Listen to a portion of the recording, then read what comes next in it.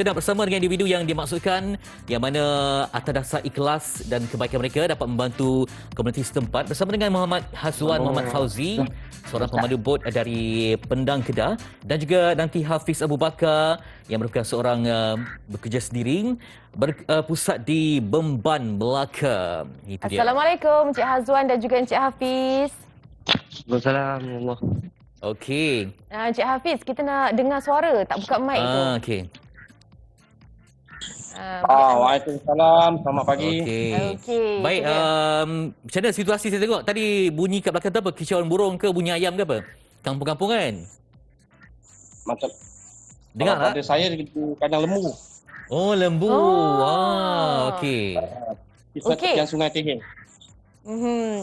Sememangnya itulah keadaan ataupun habiskan masa di sana lah. Seharian ini, inilah rutinnya. Rutin saya setiap hari di kampung. Okey.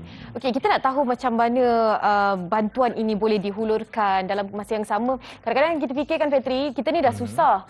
Nak bantu lagi orang yang susah. Macam gitulah kan keadaannya ibaratnya. Jadi macam mana mungkin Cik Hazwan boleh kongsikan kemampuan dan juga keinginan dan apa sekalipun yang terjadi masih lagi fokuskan kepada nak menghulurkan bantuan kepada mereka yang begitu perlukan.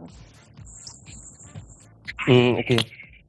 Dulu mula beli bot dulu memang untuk kegunaan individu saja.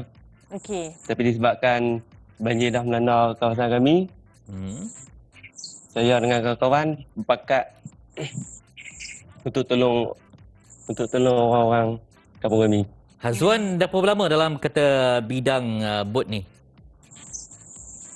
Dalam setahun lebih macam tu lah. Oh, baru lagi juga ya? Tapi macam mana boleh ada keinginan untuk membantu orang ni? Mungkin ada banyak pendedahan ke, pengalaman ke, atau apa inspirasi yang bergerakkan untuk sampai ke tahap ni?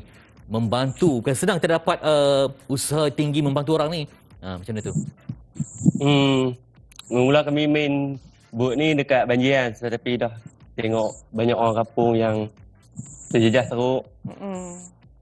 Lepas tu saya dengan kawan-kawan pakat untuk tolong orang kampung.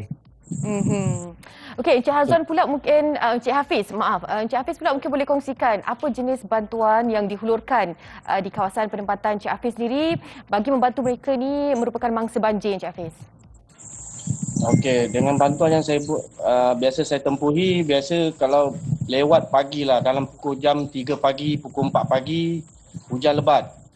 Saya biasa akan dapat panggilan daripada pekerja saya di ladang ternakan, memandangkan keadaan air tengah meningkat.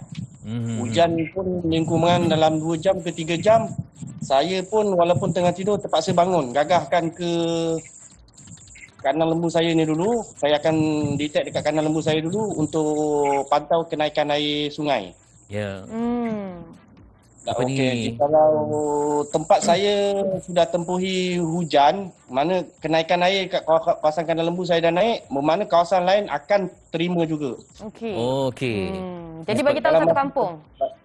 Saya kampung lah. Dalam masa terdekat, dalam masa setengah jam ke 1 jam, saya akan follow up rumah kawan-kawan saya yang sebelah bawah sana. Terpaksa saya buat panggilan ataupun pergi ketuk rumah masing-masing. Walaupun tengah tidur waktu pagi lah biasa kita tempuh. Okey. Itu dia. Baik, Cik Hafiz, semua ini memerlukan juga kepada stamina dan kudrat ya. Bukan senang kita nak bergegas semua, kemudian nak membantu semua. Macam mana Cik Hafiz sendiri betul-betul dan juga Cik Hazwan perlukan stamina. Kadang-kadang kita lembek, kita pun tak boleh bantu orang.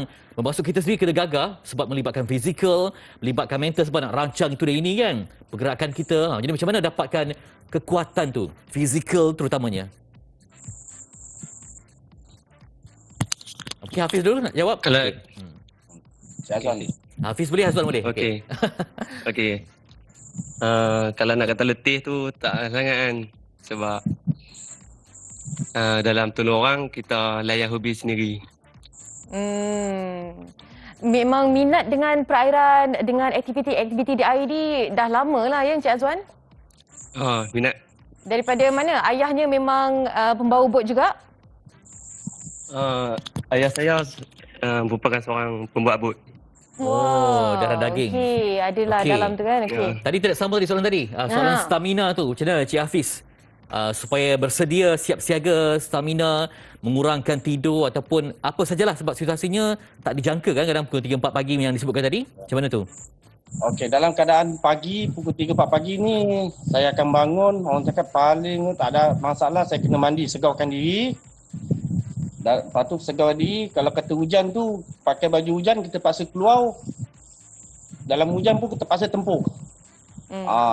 Tempuh, saya akan ke saya punya kawasan yang saya duduk sekarang ni, untuk kandang lembu saya ni, untuk saya pantau dulu. Lepas tu kalau air naik, saya akan keluar ronda.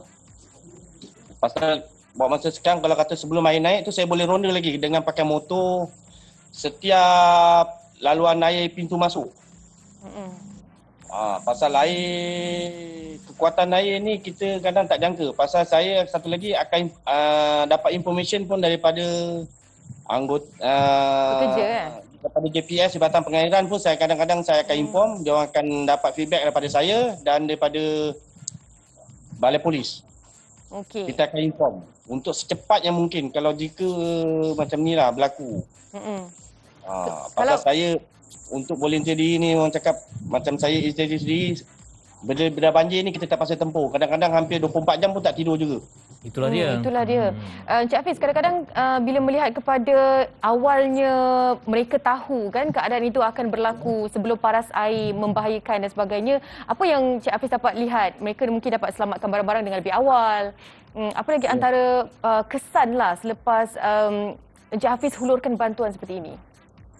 Macam bantuan, ada rumah kadang-kadang ada yang untuk yang terbaru punya 20 hari bulan 10 cari untuk banjir. Kalau ikut dia punya banjir, kalau ikut sejarah pada diri saya, umur saya, yang kedua terbesar. Kampung saya terpaksa tempuh. Dan keadaan rumah air naik kadang sampai 1 meter, 1,5 meter. Dan kalau dia orang pasal air untuk sampai kadang-kadang rumah dia orang pun hampir untuk dapat air banjir makan masa hampir 2 jam ke 3 jam baru dia orang akan dapat terima air itu penuh. Pasal untuk kondisi sungai saya ni dia ada tempatan, ada ban, mana air untuk limpah masuk kampung dia lambat, makan masa 2 jam ke 3 jam. Jikalau ada ban yang pecah dia akan terima lagi cepat. Kalau ban tak ada pecah dia akan terima lambat. Untuk masa sekarang advantage dia daripada GPS untuk membantu penduduk kampung untuk meningkatkan ban sungai ni, meninggikan lagi. Okey, macam Cik Hazwan, macam mana dengan berdepan dengan sebarang kemungkinan seperti bahaya dan sebagainya? Sebab mungkin yang bawa tu mungkin ada orang yang sedang sakit ke, yang terlantar ke, yang sedang mungkin hamil ke. Jadi berhati-hati untuk kendalikan mereka ni dalam kategori yang agak rapuh ya.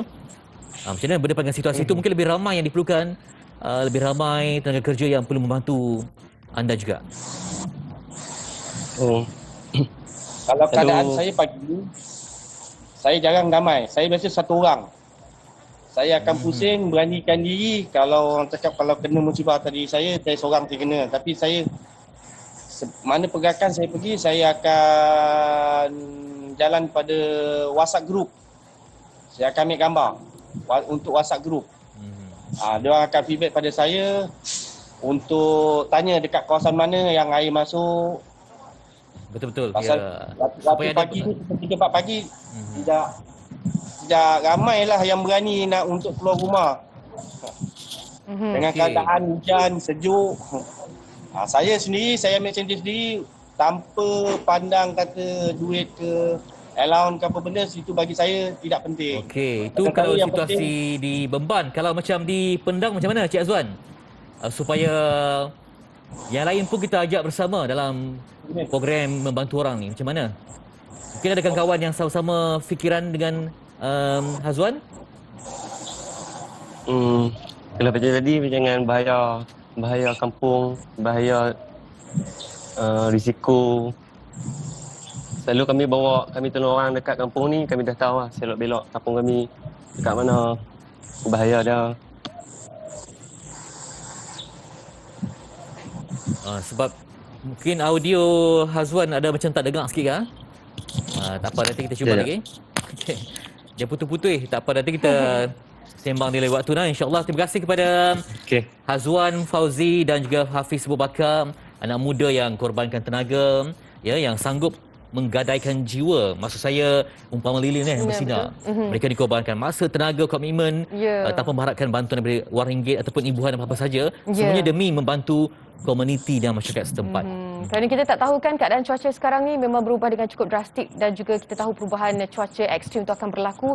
Dengan inisiatif dua individu ini ataupun mungkin menaikkan semangat ramai lagi yang ingin membantu golongan-golongan ataupun mangsa-mangsa banjir ni, amatlah kita ucapkan terima kasih banyak-banyak dan syabas, tahniah untuk anak muda sesiapa sahaja di mana sahaja anda berada. Okey, itu dia perkongsian berkaitan dengan inspirasi keluarga Malaysia.